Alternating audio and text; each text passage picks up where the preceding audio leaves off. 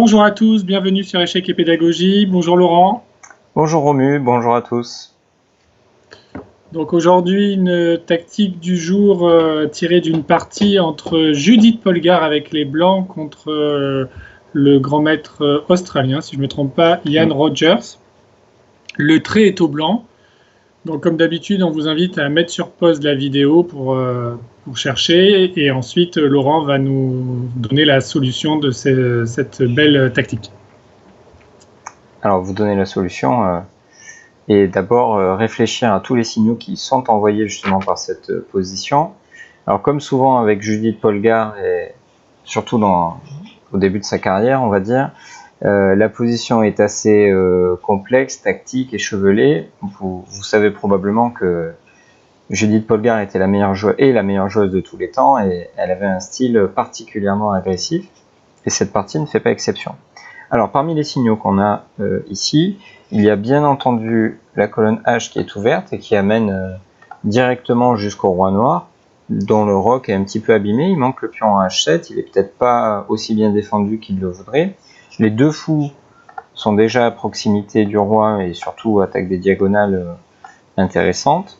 Mais même les autres pièces ont une utilité. La dame pourrait rejoindre l'aile roi par la diagonale E2, H5, mais elle met aussi une petite pression sur le pion E6, qui pour l'instant est défendu, mais comme on va le voir dans la suite de la partie, ça va avoir son importance. Un dernier élément qu'on pourrait souligner, c'est qu'il y a une petite tension ici entre la tour D3 et la tour D4, qui n'est défendue qu'une seule fois, et comme on vous le dit souvent avec Romu, il est important de repérer les pièces qui ne sont pas défendues, mais aussi celles qui sont mal défendues. Qu'est-ce qu'on entend par mal défendu ? Eh bien, ce sont les pièces qui sont attaquées X fois et défendues X fois, c'est-à-dire qu'elles ne sont pas surprotégées. Un seul petit détail tel qu'une déviation pourrait suffire à enlever cette défense et à faire en sorte que la pièce ne serait plus suffisamment défendue. Donc dans cette position, on a pas mal d'éléments, une tour en D4 qui clignote un petit peu, le pion E6 qui n'est peut-être pas si bien défendu que ça, et la colonne H qui nous intéresse. C'est probablement ces raisons-là, en plus de son talent naturel, qui ont fait penser à Judith Polgar que le bon coup ici était fou G6. Alors Romu, pas si simple à trouver, hein. Non, fou G6, c'est clairement pas le premier coup qui vient à l'esprit. L'idée semble quand même assez claire, tu l'as dit, tu l'as évoqué tout à l'heure, la colonne H est ouverte, on a une tour sur H1, les pièces noires sont pour la plupart de l'autre côté sur l'aile dame, donc évidemment ça donne envie de faire des choses sur cette colonne. Donc l'idée principale de fou G6 est de laisser le passage à la dame vers la case H5 notamment, tout en attaquant le cavalier F5 qui défend la tour D4. Et en même temps, ça peut éventuellement menacer un échec sur H7 si besoin. Donc là, quels sont les coups candidats ? Le premier truc qu'on peut regarder, c'est certainement la prise du fou, puisque quand même elle met une pièce en prise, donc première chose, c'est de regarder l'acceptation du sacrifice. Donc sur pion prend fou, tu l'as dit, la dame E2 a un œil sur le pion E6, donc maintenant après pion prend fou, ce pion n'étant plus défendu, on peut le prendre sur échec. Donc là, deux coups sont possibles, soit roi F8, soit dame F7. Sur roi F8, c'est pas très très difficile, on voit tour H8, fait échec et mat en un coup. Et sur dame F7, la tour C8 se retrouve sans protection, donc on va se faire un plaisir de la prendre, sur échec en plus. Dame F8 est le seul coup. Et là, le classique tour H8 qui gagne tout. Déjà la dame est certainement un peu plus très rapidement. Ouais, on ramasse tout. Donc on voit que ce coup fou G6, ce sacrifice fou G6 ne peut pas être accepté immédiatement. Quelles sont les autres défenses qu'on pourrait tenter? Alors, tu nous as parlé du coup fou H7, peut-être qu'on peut essayer d'éviter ce coup fou H7 avec cavalier F6. Oui, avec cavalier F6, mais justement, on peut éliminer ce défenseur en faisant le simple fou prend F6. Et après G prend F6, mais on va éliminer le défenseur de la tour D4 par fou prend F5. Peut-être il y a d'autres coups qui gagnent, mais fou prend F5 c'est clairement le plus facile. Ouais, c'est le plus clean, et si tour on prend élimine D3, le cavalier. On prend avec le fou évidemment, Fou et on prend, reste avec une top. pièce de plus. Ouais. Voilà. Ok.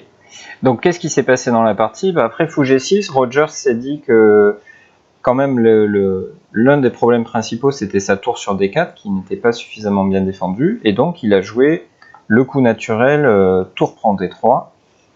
Mais maintenant, Polgar a pu montrer l'étendue de son talent tactique, parce que fou G6 n'était pas destiné qu'à semer le trouble, il y avait une menace, et elle a mis en application cette menace en jouant ici le coup fou H7 échec, un coup intermédiaire. Alors Romut aime souvent souligner le fait que dans les tactiques, les coups intermédiaires sont particulièrement importants, et là on en a encore une fois la preuve, puisque ce petit échec intermédiaire fait toute la différence.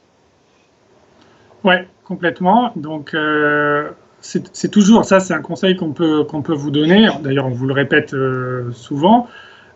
L'idée, c'est de ne pas jouer des coups automatiquement, surtout lorsqu'il y a des prises, et de ne pas reprendre sans se poser de questions la pièce de l'adversaire, mais essayer de voir s'il n'y a pas un coup intermédiaire à disposition. Alors, souvent, les coups intermédiaires, ce sont des échecs ou une prise d'une autre pièce, ou même une menace grave, comme une menace de mat parfois. Donc là, c'est typiquement ce cas-là, c'est un échec intermédiaire. Donc quelle est l'idée? Alors bien sûr, si le roi se déplace sur la colonne H après fou H7, on va faire fou prend F5 et on va tout ramasser, parce que ça sera un échec à la découverte. Et là, les noirs vont se retrouver avec une pièce de moins plus l'attaque.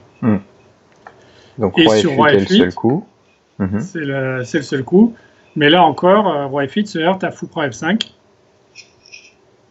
Donc, cette fois-ci pour une raison différente, c'est que le roi n'étant plus sur G8 mais sur F8, il ne défend plus la case H8, et donc en faisant fou prend F5, on crée une nouvelle découverte, mais cette fois-ci c'est pas un échec à la découverte, c'est une menace qui est quand même assez grave, puisque c'est une menace de mat sur H8. On ne peut pas par exemple reprendre le fou, tout simplement parce qu'il y a mat en H8, et si on veut parer cette menace avec quelque chose comme je sais pas, comme roi E8 par exemple, on va dire, pour essayer de s'échapper, on pourrait retrouver, il y a probablement mieux, mais on pourrait au minimum se retrouver avec fou prend D3 et une pièce de plus, et encore une fois de l'attaque pour les blancs pour Polgar.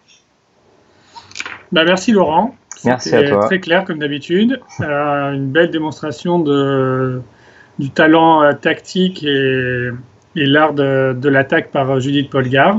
Donc si vous aimez les parties d'attaque, on vous invite à regarder quelques-unes de ses plus belles prestations. À mon avis, vous ne serez pas déçus. Si cette vidéo vous a plu, bien évidemment, n'hésitez pas à la liker, à nous faire des commentaires. Abonnez-vous à la chaîne si ce n'est pas déjà fait. Et on vous donne déjà rendez-vous à demain pour une nouvelle tactique. Au revoir. À bientôt.